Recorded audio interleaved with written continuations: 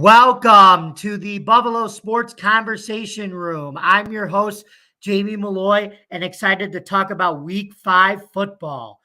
But first, what wouldn't be a good Buffalo Sports Conversation without my great co-host, the New York Mets fan, and also a Buffalo Bills fan like me? Everybody, let's welcome back to the podcast, Mr. Joe Dalio. Hello there. How you doing? I'm good. About you? Doing great. I just love these podcasts. I was just having a little conversation with my daughter earlier, and we were both talking about how we dislike Tuesdays. It's our least favorite day of the week. However, this podcast on Tuesday nights has certainly given me something to look forward to each week. So definitely makes Tuesday better. So always enjoy hanging out with you here. Thank you for saying that. I'm glad your daughter likes the show too. And really, if you don't like Tuesdays, it's you make the best of it. It's really about just staying busy, and that's what I have to do.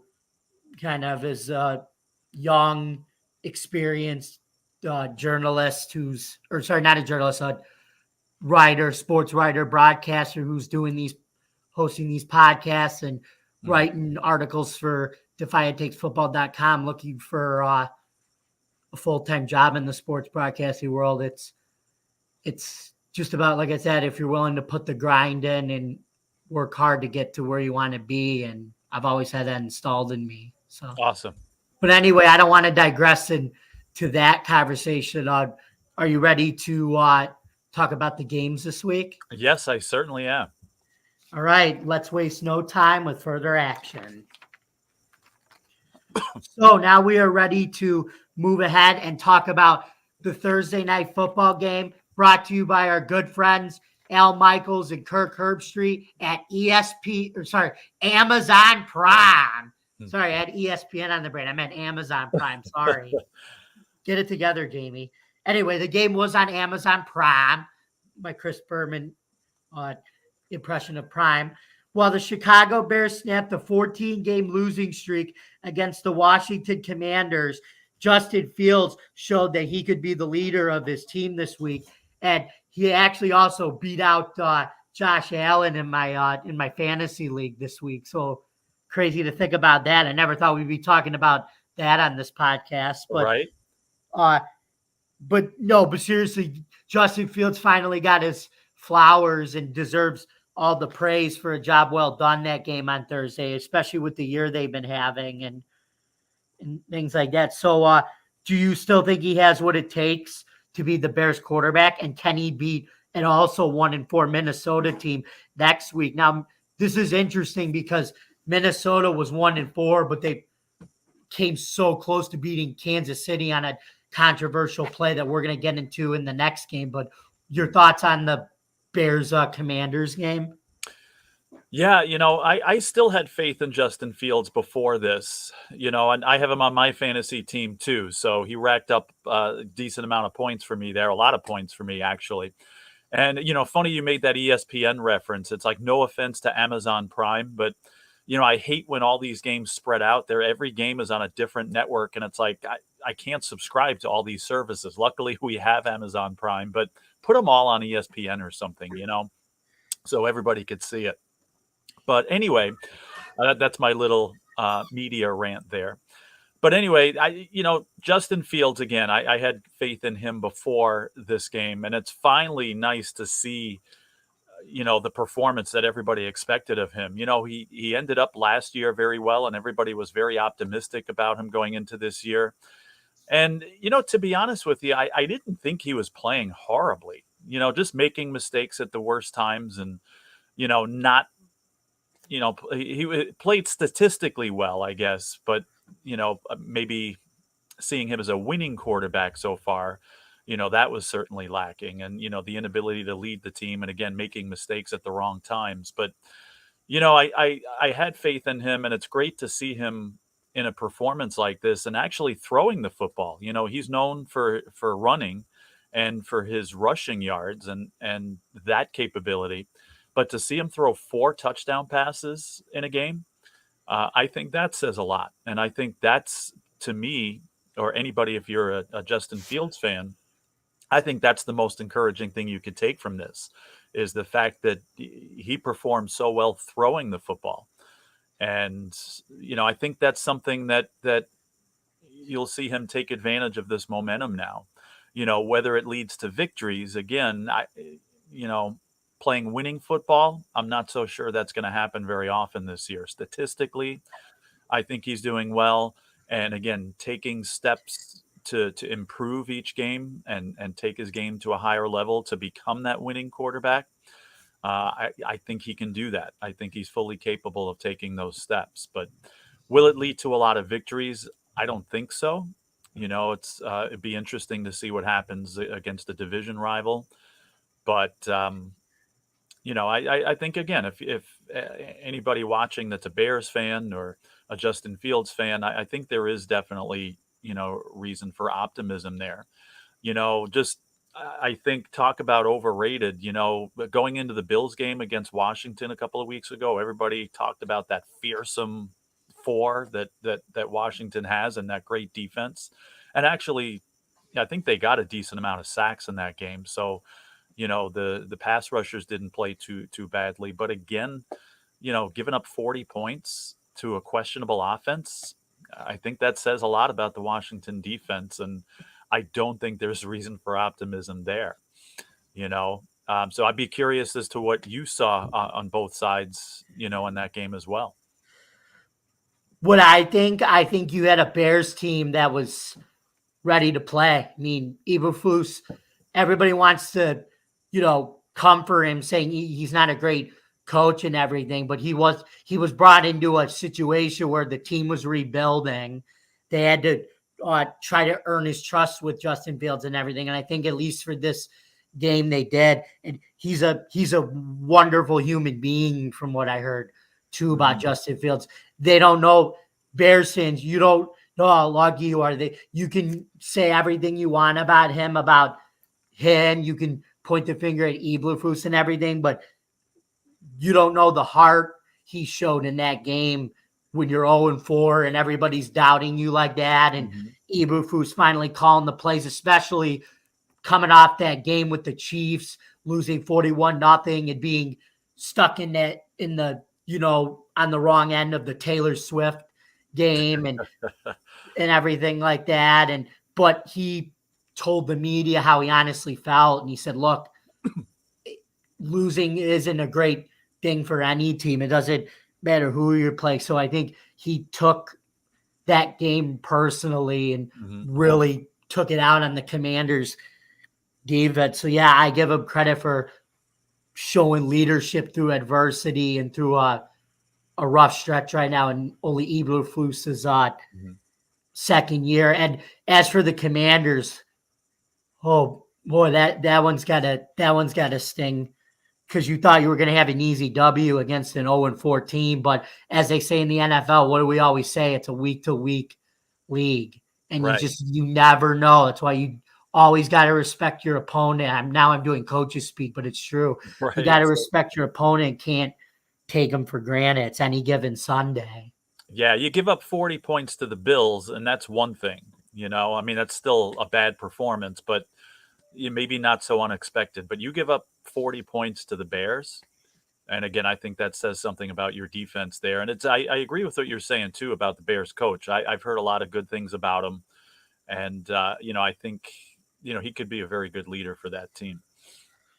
I do too. It was a good defensive coordinator at Indianapolis. Is part of the reason why he's calling the plays out too, as the defensive coordinator. He's taking on a Sean McDermott role there with the Bears now. Right. So it was sure differently. Speaking of the Bills and McDermott, let's move on. It was certainly different watching the Bills with breakfast this week instead of after lunch. And when their offense getting a slow start and having a lot of injuries on defense, it was a very close game and a valiant effort by the Bills defense despite all these injuries. But the Jags were able to squeak one out in London, 25-20. And Joe, I know you said you didn't really watch the game after when Matt Milano got hurt, but still, what were your thoughts on this game? Yeah, just a few things. Now, in the beginning of the season, when we went through our list of predictions for each Bills game. I saw the Bills losing this game, you know. However, my mind changed after that. Just everything was lining up. I know Jacksonville had been there the week before, and that kind of gave them a little bit of an unfair advantage. But as I lined things up and as I saw things, I said, I was telling people all week, I said, I really believe the Bills win this game handily. And even again in the beginning of the year, I said that was going to be their first loss, and I could see Jacksonville winning there. That they play half their games in London, it seems like, but I saw that happening. But this week before the game, I totally didn't. I saw the Bills winning handily, not just because of the way they played against Miami and Washington and that, but just certain matchups and things like that. I thought it would be an easy win. Obviously, it didn't turn out that way. And yeah, you mentioned Matt Milano. My family and I, Matt Milano is like our favorite player in the NFL. And to see him go down like that, and, I knew he was seriously hurt. And, as you said, I pretty much lost interest in the game after that. I couldn't watch it. Even if the Bills had won the game, it wouldn't have been the same. And, I firmly believe things happen for a reason. And, whatever good comes from this, something will, either for Milano personally or for the Bills. But, still that hurt. Um, and again, I watched half the game. Unfortunately, game happened during my church time, and I did catch the game later, the rest of what I missed. But again, great effort by Jacksonville. The Bills, didn't play as well as they had in the past weeks. Obviously, had they played well enough, I think they win that game. I think the number one reason they lost that game is something we've been talking about. How they've been winning games the last couple of weeks that's been unusual for them, and that's the rushing game. That cost them in two ways. I mean, first of all, made the offense one dimensional, kind of like in the past, and nobody had good weeks rushing here. James Cook has been amazing the last few weeks, and he did nothing. But the defense was losing guys. I mean, besides Milano, it seemed like every play somebody was hurt and off the field. And you run a couple of plays, get a few first downs, and that at least gives them some rest and everything. But how many times, especially in the beginning, as these guys were going down, where the Bills 3 and out, and these guys had to come right back on the field, and they didn't really have time to establish themselves. And I think that cost them. That was the biggest thing that cost them, besides some other things. And again, the offense not playing as well. As well. Although I shouldn't say that. Josh Allen maybe not as well as he's been playing. If you look at the wide receivers, Davis and Diggs, their performance was just as good as they've been all year. So certainly wasn't the wide receivers that had bad games, but both eclipsed 100 yards. Both of them did. Yeah, exactly. And so they were clutch. And again, the defense, considering everything that was happening and the patchwork that had to be done, I think did the best they could. And again, with those circumstances, and again, not getting the breaks when they needed them to recoup and to kind of figure out some, plan D and plan E, it seemed like, with all these guys going down. I think the defense did as well as they could, and we'll see what happens going forward. We were talking about Kaiir Elam, right? And how this was a golden opportunity for him now to prove himself. And it's only one game, but I think he did that. I think he showed up and he played a very good game the other day. AJ Epinesa has really matured as a defensive player. And I think he's definitely showing the potential that the Bills thought they had with him when they drafted him. So he played an amazing game. I think, Milano is the guy that's usually all over the place and tackling everybody all the time. That was Bernard. I think he had like 11 tackles in this game. So he really stepped up, and obviously he's going to be needing to do that, going forward. So The result wasn't there, and there's reasons for that, as I just mentioned. But still, all is not lost, and I think the Bills will figure it out, and we'll see what happens going forward. But not the worst performance here, and again, difficult, and you don't want to lose against the especially against a team that you probably should have beaten. But I think there's still some positive steps that they can take, going forward. I'm just curious, what stood out to you most in this game? As you mentioned, the defense playing their hearts out, but the offense couldn't counterpart that. They couldn't be counterproductive in that way to match the defensive effort. I mean, yeah, Gabe Davis and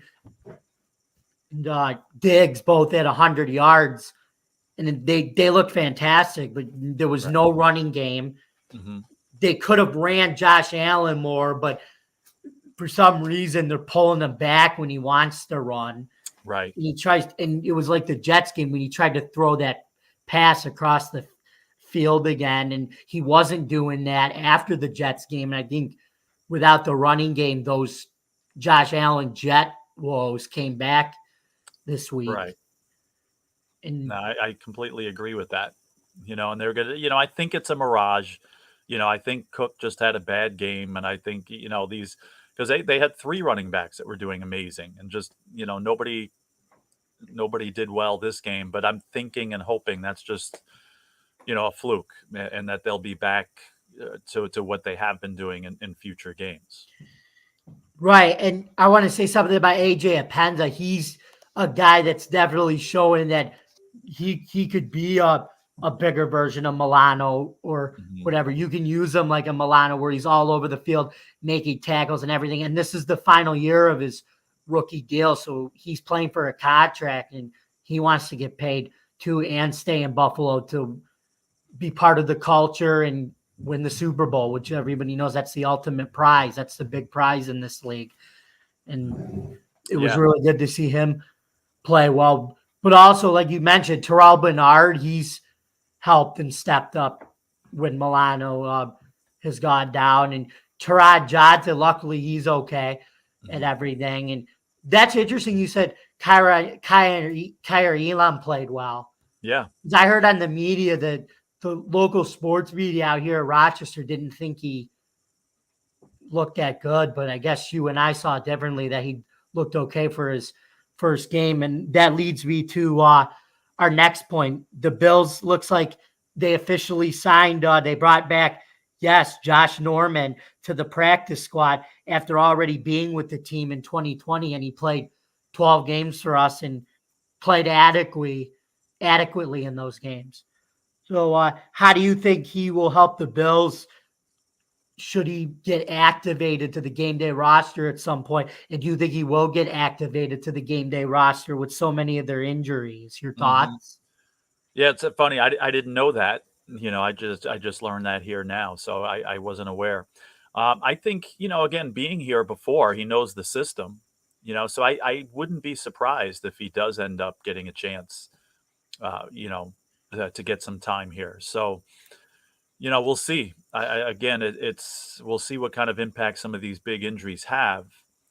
But I don't think it's a bad idea to get some depth in there anyway, and perhaps get him in there. Again, I don't think it would be too difficult for him, just because again he's familiar with the system and with McDermott and how the Bills defense works.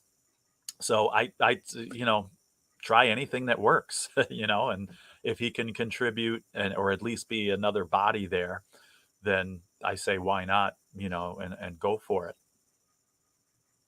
Hey, what we got is what we got, right? Yeah, that's a song reference, by the way. Yeah, and we'll see if these guys could step up. And I was going to ask you one other question too about this. Now, we complained that, and I didn't check this before the game, but we're just complaining about the lack of a run attack in this game. Are you familiar with Jacksonville's run defense? I mean, do they have an above average, difficult run defense, or do you think it was just a poor performance this week by the Bills, running game? I think it's a combination of both. That was one of the more talented defenses and teams all around with Trevor Lawrence at quarterback, and they're up and coming. But I also think, like I said, it was also a bad showing, one bad showing by our running game that we don't normally have. Right. And again, I think that's a fluke. I think they'll be back, the way they've been. So, we'll see. But I'm pretty confident in that.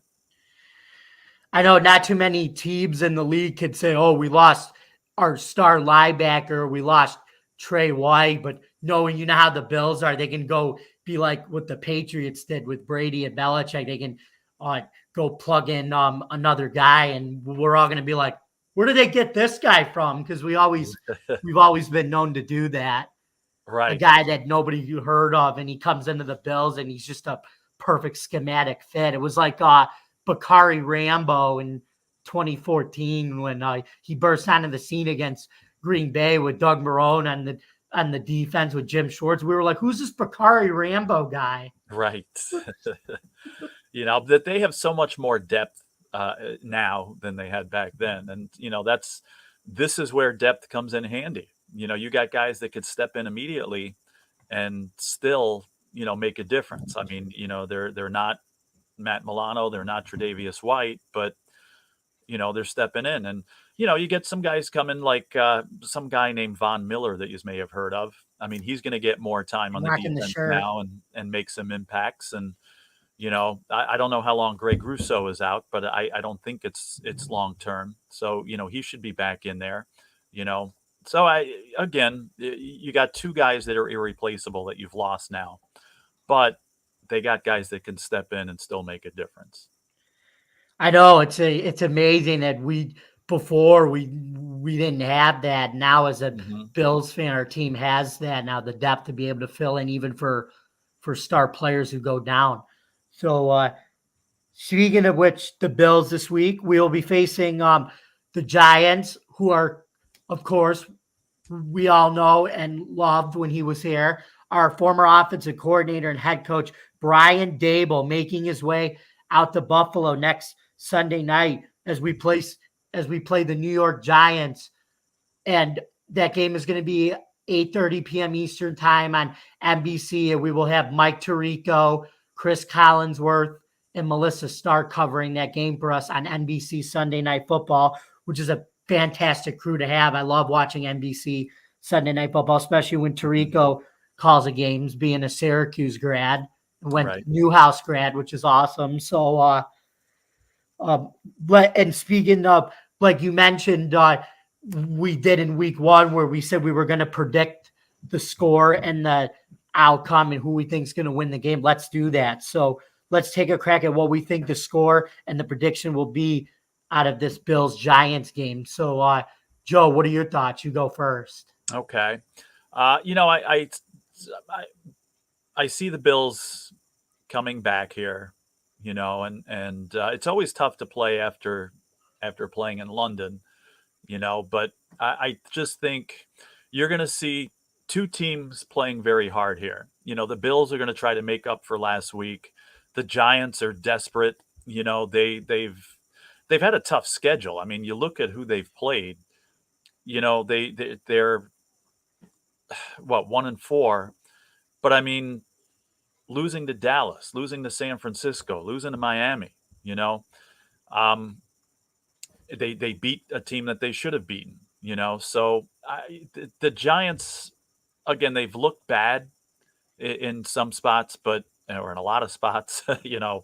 However you see it there, but I think they're going to come and play, and they're going to fight. And again, with Daboll being a former Bills coach here, obviously he's going to be out to prove something.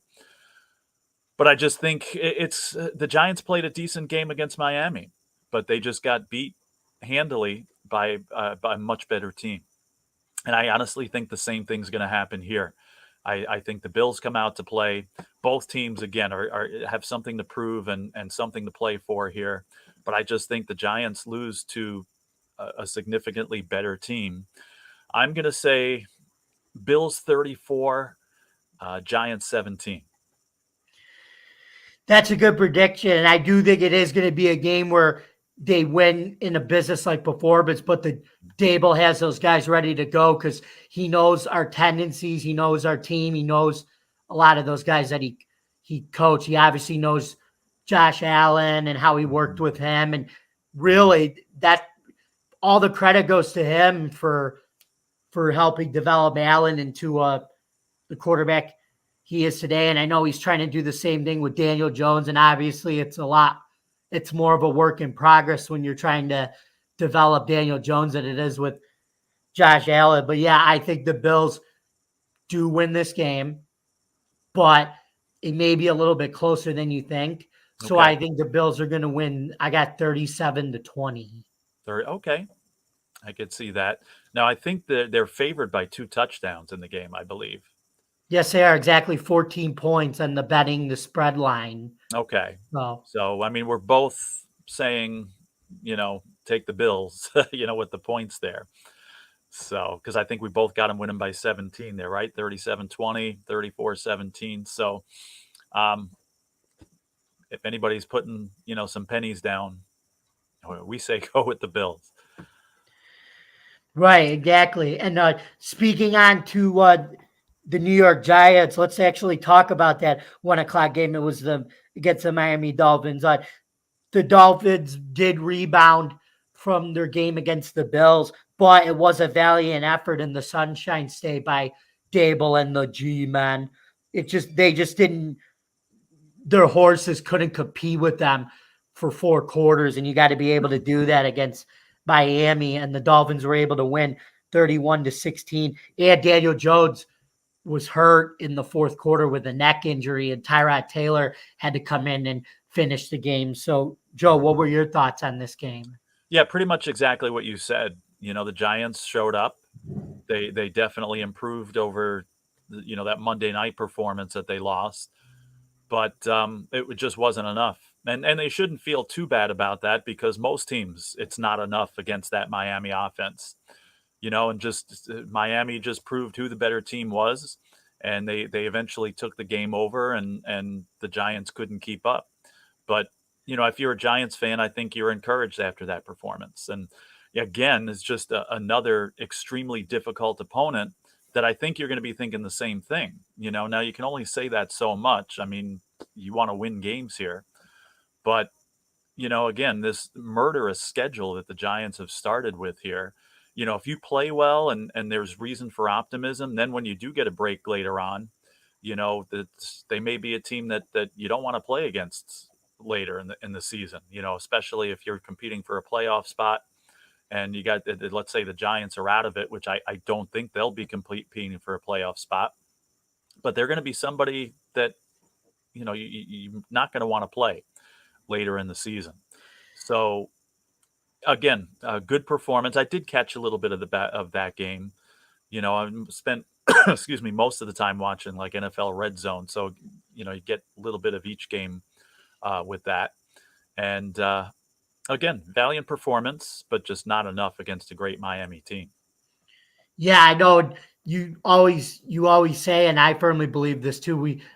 It sounds like a broken record, but we always say that the Giants they're going to be there. They're going to be there in the second half, but they got to get that offensive line right. I mean, Jones was sacked again 9 times, and then on the 10th one, it finally took him out for good, and Right. Tyrod Taylor had to come in.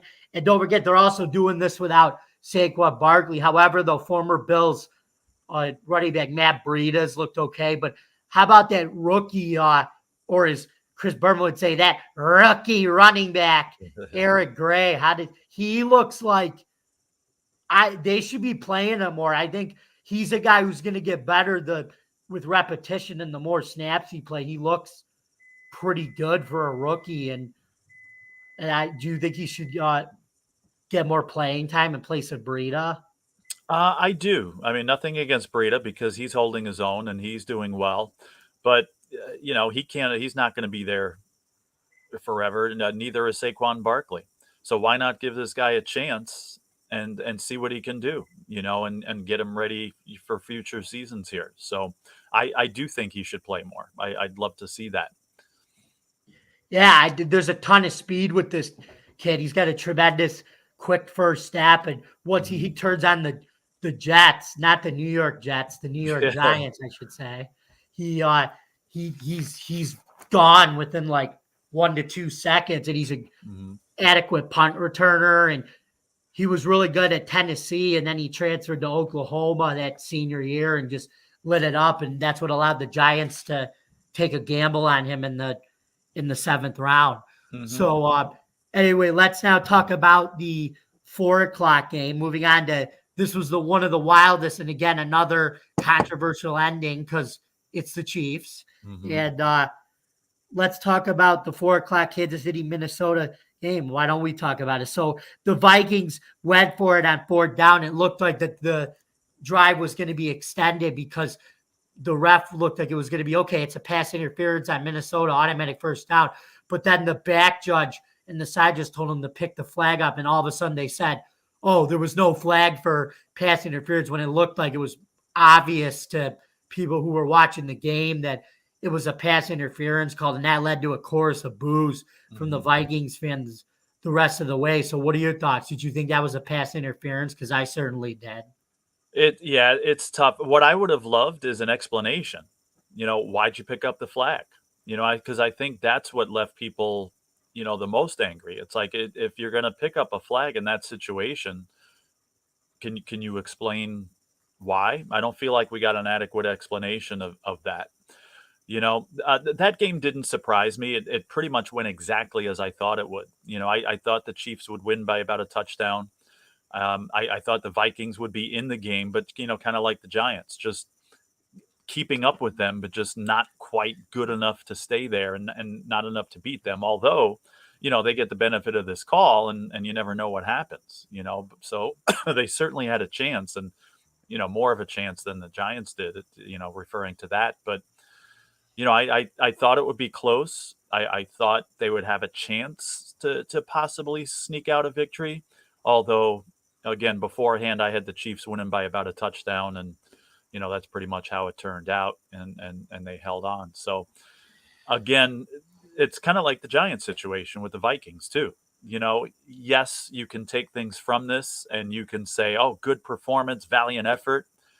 But it gets to a point in the season where that's not good enough anymore, and it's just the Vikings have put themselves in a spot where those moral victories just aren't going to do anything for them, and it's now or never, and there was some idiot here who predicted the Vikings to win that division.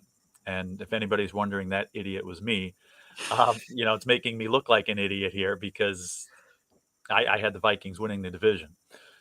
There'll be another team that's later in the season get it together and I think make it difficult for some teams. Although, I just heard something today that Jefferson is going on IR, so certainly one of the best receivers in the league being out. That's certainly not going to help their case, and that might be a nail in the coffin as far as this season for the Vikings is concerned. But again, the good news is great effort. The bad news is just those great efforts without victories are not good enough for them anymore. Exactly. And now with Jefferson being out, this also makes a bigger role and creates a bigger opportunity for Jordan Addison. And Hmm.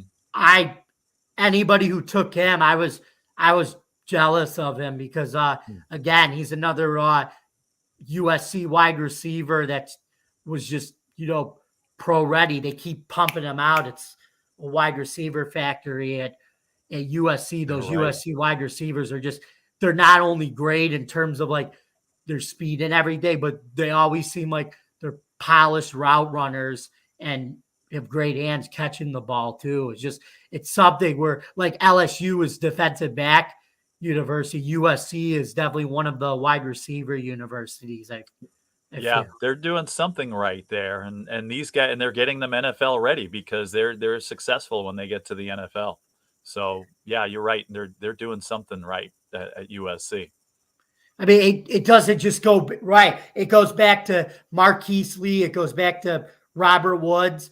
It goes to Addison, and it even goes back to Michael Pittman too. All those guys came from Yeah, USC, and they were just they were ready to come in and make an immediate impact, and they did. And we had Robert Woods at one point, and that was Right. fun to have him, even though the team was not where they needed to be yet. But it was still to have him as a wide receiver at the time.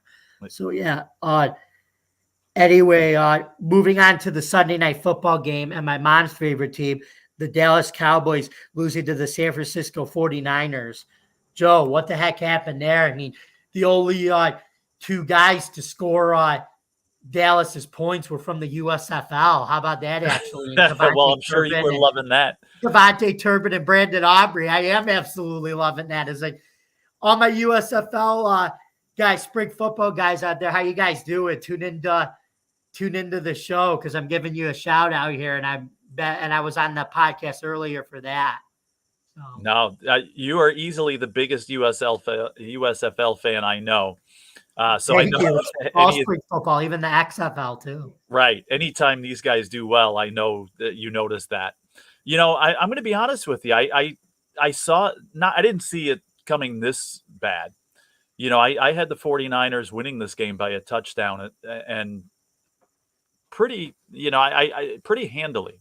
Not like I said, not like this, scoring 42 points against an amazing defense and, not the Cowboys not having a chance. But I did expect a dominant performance by the 49ers, and I did expect them to win this game by about a touchdown. And I really don't have an explanation for the Cowboys on this one, except, it seems like the 49ers, have their number. And I really don't have an explanation for what happened, except I just saw, I don't know, the 49ers just seem like the dominant team in the NFC right now. Yeah, I know that, and Christian McCaffrey basically breaking the highlights crew with every touchdown he scores so far in every game. I mean, I'm surprised he doesn't have he doesn't score like his 99th or whatever, but because he's been scoring so much for that team. And Brock Purdy, I heard an interesting comparison this morning by our former coach, now ESPN colleague Rex Ryan. Man, have we not talked about him for a long time? Oh boy, but he actually said Brock Purdy said he compared Brock Purdy to Joe Montana, and he said just put the number 16 on this kid, and he'll be a Joe Montana for you, Brock Purdy. I know it's like pump the brakes, Rex Ryan. I know Purdy's a good quarterback, but to already compare him to Joe Montana if he wore the number 16, but he wears the number 13. What do you think of that comparison, Joe? We got a long way to go. I mean, nothing against Brock Purdy because he's definitely having an excellent season. But Joe Montana was the GOAT in my opinion until some guy named Brady came along. So I don't think Brock Purdy's getting there anytime soon. Again, he has the potential to lead the 49ers to a Super Bowl. That's for sure, or multiple Super Bowls. But let's slow down a little bit before, we start comparing him to the second GOAT of the NFL, in my opinion. So I'm not ready to do that yet. But again, no criticism to Brock Purdy by any means, because again, he's potentially leading his team to a Super Bowl. I think that's perfect when you say let's slow down. I think Rex Ryan still needs to slow down after all these years. I mean, oh boy, the Jets, then us with the Bills for 2 years, jumping out of planes, wearing the Clemson helmet, eating the dog biscuits, riding the bike with his brother Rex that went viral, the bicycle built for two. I died when I saw that when that came out. But man, that guy must have popped too many Xanax or something. You got to be on Xanax to make a comparison like that. To make a statement like that. And again, I don't like to criticize people on this show. So all I'm going to say is I don't take much stock into what Rex Ryan says. Okay, right. Exactly. So lastly, Monday night, after a pretty dull game, but with an upset in the making between the Green Bay Packers and the Las Vegas Raiders. The Raiders pulled out the game over the Green Bay Packers, 17-13. What did you think about that game, Joe? Your thoughts? Yeah, this is the only game out of the ones that we talked about that really surprised me. I thought the Packers would have an easy time in this. I thought you'd see kind of like a maturation a little bit, another step forward for Jordan Love. But I certainly didn't see that, and I don't think anybody else did either. Just I mean, you look at Jimmy Garoppolo; he didn't do anything super exciting either, but he held his own. He threw for over 200 yards and got the job done. But I saw the Packers with a pretty easy victory there, before the game, and they just didn't show me anything here. And again, Love did not take those steps forward that I thought he would take in this game with a decent opportunity. It's not like the Raiders defense is anything to brag about, but they just could not get it going, in any way here. So hats off to the Raiders. They played a solid game, at home, even though 3/4 of the crowd seemed to be against them. But as it always is in Vegas, it seems that way. In Los Angeles it seems that way too. But yeah, like I said, this is the only one that surprised me. I thought Green Bay would really come out and show us something, and they didn't show me anything. Right. You said the Packers didn't show you anything, but the Raiders did show Oh me yeah, that, yeah, like I said. And yeah. The Packers did show me. Jimmy Garoppolo did show me he's still every worth of having him on your team when he's healthy. And thank goodness he got out of the concussion protocol last week and played like the Jimmy Garoppolo we all knew he was capable of when he led the 49ers to the Super Bowl in 2019. And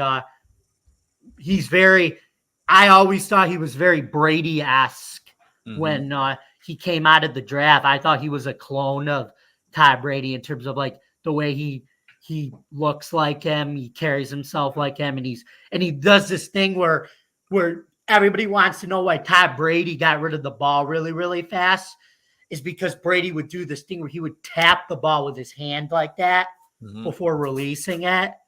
And I guess that made the release quicker for some reason. And now you see Jimmy Garoppolo doing it too. He learned from Todd Brady to do that, because when Brady first came into the league, he was sidearming the ball and he realized that wasn't working out. So he realized just tap it with your hand and it would get the ball out faster. And Garoppolo does that now too. And when he's on, he's on.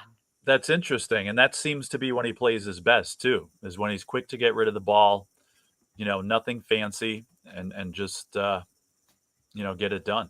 And he did last night, and decent performance. Again, no bells and whistles, but again, we were talking about, the bells and whistles with Justin Fields. He's got the bells and whistles, but doesn't have many victories to go with it. And then you got a guy like Garoppolo, who's just the opposite. And we both know which is more important, right? The W's is what people look at the most. And, and Garoppolo's record speaks for itself. And keep in mind, though, Garoppolo's not a bad athlete at all. He can run. He's got running ability. He just doesn't. Now, he doesn't run like Justin Fields, but when he needs to, he's a guy that'll, like I said, stay in the pocket, tap the ball like Brady did, and he'll run when he needs to. He's just a smart, he's a very etiquette type of quarterback. Exactly. Did I use that word right? Etiquette? Sorry, I meant eloquent. Eloquent. My bad. That's okay, folks. Sorry. So now it's time once again, Joe, get ready. It's the question of the week segment. What good is our Buffalo Sports Conversation Room podcast without the question of the week, right? So, Joe, are you ready to answer this one? Yeah, this is the only part of the podcast where my blood pressure goes up. So here we go. Pressure's on. But I've been hitting some of these, so I'm ready for another one. Okay, so here's your question, Joe. Who do you think this NFL player was? He played on one team for 16 seasons, had 116 touchdown catches. Is it Gronk, Marvin Harrison, Antonio Gates, or Tony Gonzalez? Oh, man. Well, when you mentioned Gronk, I said, "Oh, this is going to be an easy question because I know Gronk didn't play for just one team." Uh, how many receptions? 16 seasons, you said, Yep. and 116 touchdown receptions, catches. oh my goodness. All right, I'm going to go with my first instinct here, and I am going to say Marvin Harrison. It was Antonio Gates. Ah, okay. I didn't think he had that many touchdowns. He had a lot of touchdowns when he was with Philip Rivers, and honestly, I didn't think he had that much either. But he played for what 20 years, Right. all with Philip Rivers and in the Chargers. The So San Diego Chargers, yeah. yep. But all right, Now they're in Los Angeles. So I'm gonna have to start another. Yeah, and you know what? I still say I was talking to somebody the other day, and I said San Diego Charge. I still say that. But all right, so I'll start a streak of one again next week then. Mhm. So now let's take a look at some of the best cornerbacks this season. Those guys get paid the big bucks, and it's a very tough position, especially in the NFL nowadays with all the PIs, the roughing the passers, and the very, very strict rules. Corners can cover some of the better receivers and even try to cover Travis Kelce. So, but don't mind me. The 32-year-old elite cornerback in his 11th season, Darius Slay for the Philadelphia Eagles, still has it going on. So, Joe, what do you think of him? Yeah, first class. I mean, I had him in like my top 3 or 4, and he's a Super Bowl quality defensive back, cornerback. Um, I don't know everything about these players. I'm going to be honest with you, but I know who the great ones are. I know who the clutch ones are, and Slay is definitely on my list. For that. Yeah, and I've loved the guy too, and he previously played for the Detroit Lions too, if I'm correct, and before he went to the Eagles. But yeah, I think he's still slaying it for his age. I like it. Hey, slay it, don't spray it, right? Uh, but yeah, I think he's a pure man-to-man corner. I think he's, like I said, up there with the Darrell Revises, the Gilmores now, those Yep, people of the world. I think he's up there. I agree. So, and now with receiving the Defensive Rookie of the Year award last year, Ahmad Sauce Gardner of the Jets is showing that he's not slowing down a beat. Joe, what are your thoughts on him? Is there too much sauce, or is there just about enough with him? No, I mean, I think he does all his talking on the field, and I think he's only going to get better. To be honest with you, he just an amazing rookie season, and he's off to a great start. Now he had a little bit of an injury concern last week, and I think all is well, and I don't think he's going to miss any time. It looked like he might, but I think you're going to just see him continue to improve. Definitely one of the leaders of that above average Jets defense. And not only is he going to improve constantly, but I think he's going to make that Jets defense even better than it already is.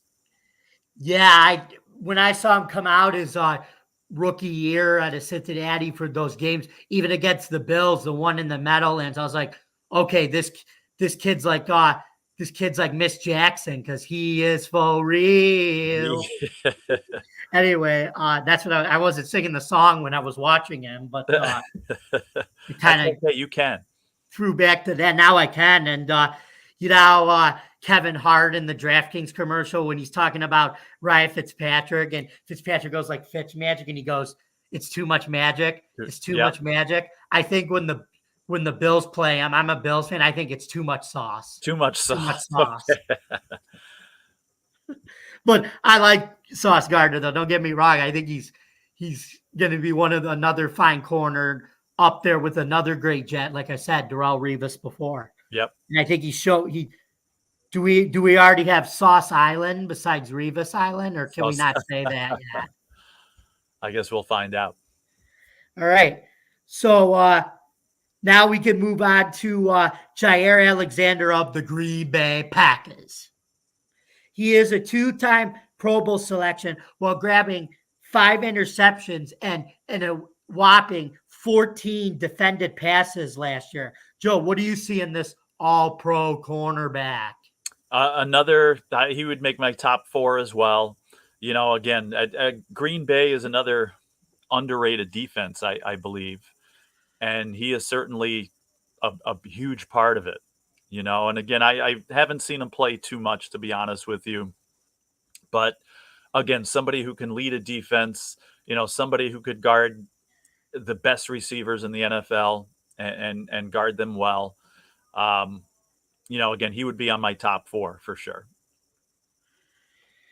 Yeah, I don't really know much about him, but with numbers like that, that's crazy for me to say I don't know much about somebody. Sound the alarms, guys. Jamie doesn't know about a player, but what it sounds like, making the Pro Bowl twice and having that many passes batted already and 5 INTs, he sounds like he's a guy who's underrated and he's not getting any really the PR, but he does his job and he's just as talented as some of the other guys in the league. So yep, I completely agree.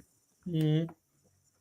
And moving on, this is another Chris Berman reference, folks. If you remember this young man's father, now the kid's playing. This is Patrick. Yes, I'm Surtain the second from the Denver Broncos. And everybody remembers his father, who was a thorn in our side when he played for the Dolphins, but he was a great player. So I got to pay my respects and honors to a legend like that. And now his kid's playing. So good job, Patrick Surtain, the first for getting your kid into the league too. That's awesome. And anyway, he hasn't really started the season out in Patrick Surtain style. I believe that the Pro Bowler and first team All-Pro player will turn around and finish strong. Joe, are you certain he will finish strong? You're on a roll with these, by the way.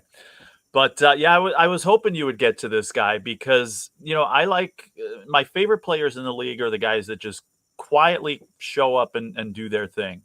And nobody really talks about this guy. He's always steady. He's always one of the top guys in the league. I would have put him number 1 on my list. And, maybe again, like you said, a slower start than we're used to seeing him, as far as him performing. And the entire, Broncos defense is, I think, off to a slow start. But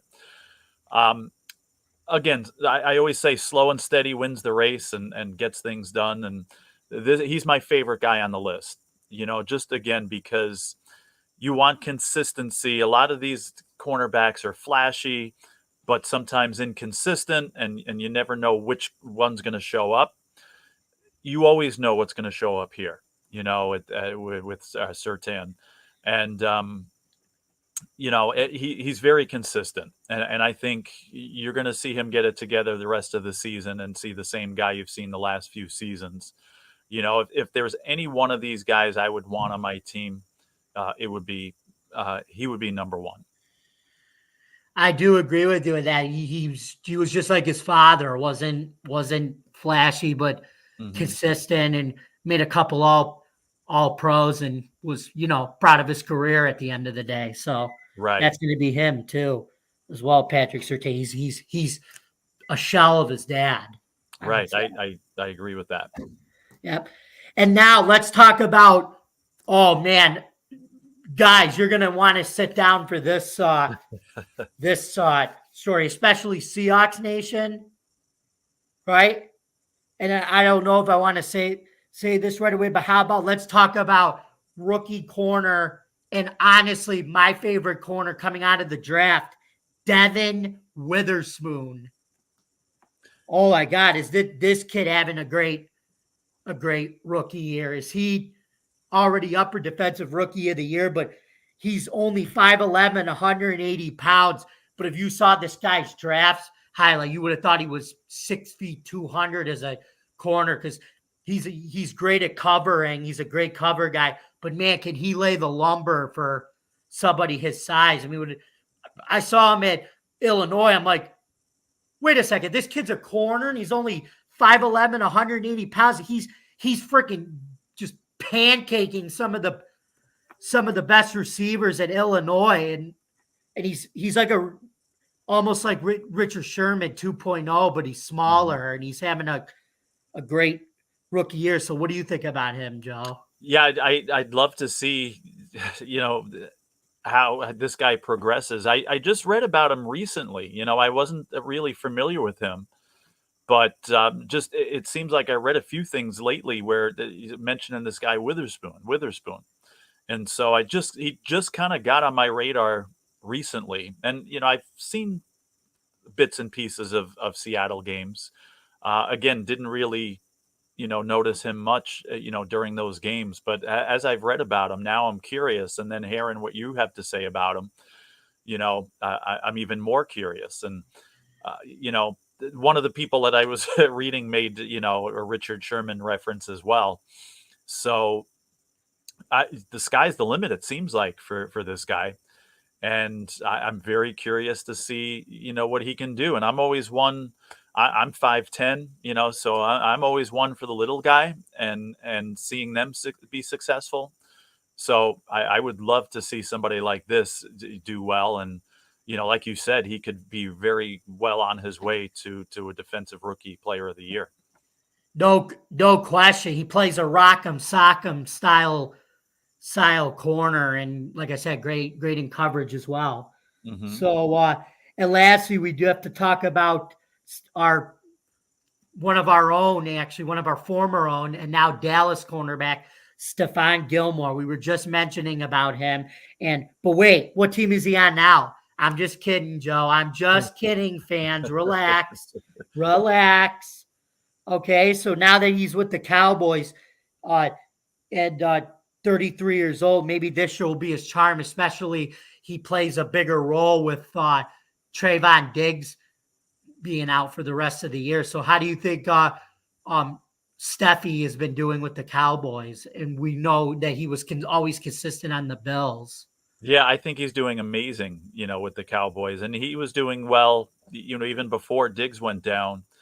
And, obviously he's expected to step up now. And I think he already has, and he's playing as well, if not better than he ever has. At an older age too. So I have a lot of confidence in Gilmore, and I've always been a fan of him, and just, to see him still perform at such a high level. And now at a point where the Cowboys need him to do that the most, after, losing one of their best defenders there. I have a spot for him, obviously, as being a former Bill too. But I'm very impressed. And again, he's playing as well, if not better than he ever has at this point. So at that 33. So hopefully that will continue, for Dallas's sake there. And he's another one of those older corners that, like I said, he's not flashy, but he's a very quiet kid, and he lets his play do the talk on the field. And that was always great about him with the Bills. Which is another reason that I especially admire him. Like I said, that's why I like Surtain. And that's why I'm a big Gilmore fan as well. Yeah, he was Trey White before we got Trey White. He was a man-to-man corner, always on an island, covering some of the best receivers, like spot on, almost 100% perfect. So, well, it looks like now we are coming to the end of our show. So, Joe, where can we find you in this social media world in 2023? All right, still on Joe Dell Sports on X, Twitter, and you can find me there for sports updates, football, and now I'm very excited. I'm a big NHL fan, so hockey season starts tonight, so I'll have some stuff on there, hockey related as well. But yeah, Joe Dell Sports on X/Twitter. And I'm also a hockey fan too, and I'm a Sabres guy, and they start in a couple days. They start on Thursday, the 12th. Yeah. So yeah, but moving on, you can always find yours truly, this talented, smiling fellow right here, on Bill's Chat 1 at Bill's Mafia Chat, and also at Jamie Malloy, the unbiased journalist at DJ Dogtags on X, Twitter, whatever you want to call it nowadays, and DefiantTakesFootball.com, where I write about the Bills, Syracuse football, spring football. Thank you very much for listening. And remember, folks, the Bills can only have so many injuries on defense. The running game can only be downhill for long. But one thing is for certain, folks. To quote the great ESPN Chris Berman, who is also another reason why I want to be a broadcaster and inspires me every day to do this podcast, he always says, nobody circles the wagons like the Buffalo Bills. See you next time. All right. Good night.